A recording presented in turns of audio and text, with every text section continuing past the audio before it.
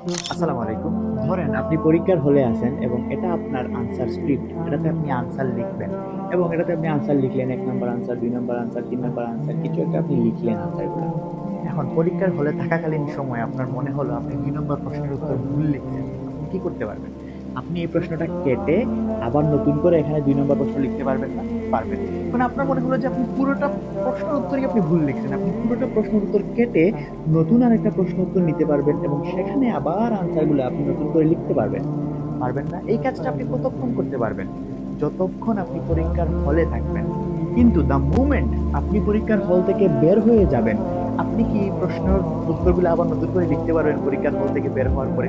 নিশ্চয়ই পরীক্ষার হল থেকে বের হওয়ার পরে আপনি সেই প্রশ্নগুলোর উত্তর পেয়ে যাবেন, দেখতে পারবেন। কিন্তু তখন কি আর এই প্রশ্নগুলোর উত্তর আপনি লিখতে পারবেন? পারবেন না। ঠিক একইভাবে আপনি যখনই আপনার কাছে এই দুনিয়াতে আপনার কাছে একটা স্ক্রিপ্ট আছে, আনসার স্ক্রিপ্ট। এটাতে আপনি আনসার লিখবেন। এখন আপনি যদি ধরেন আপনি লিখছেন, আপনার কাজ করছেন, আপনি গুনাহের কাজ করছেন, গুনাহ করছেন। মনে করেন আপনি ২ নম্বরে গুনাহ করছেন, ৩ নম্বরে এরকম আপনি কাজ করছেন।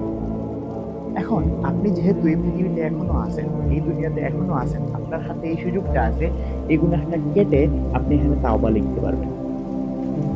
আপনি আল্লাহর কাছে মাফ চাইতে পারবেন। এই গুনাহের জন্য আপনি কেটে এখানেও আপনি তাওবা করতে পারবেন, মাফ চাইতে পারবেন আল্লাহর কাছে। কিন্তু দ্য মোমেন্ট আপনি পরীক্ষার হল থেকে বের হয়ে যাবেন, এই দুনিয়া থেকে চলে যাবেন, কবরে চলে যাবেন, তখন আপনি নিশ্চয়ই বুঝতে পারবেন আপনার রব কে ছিল।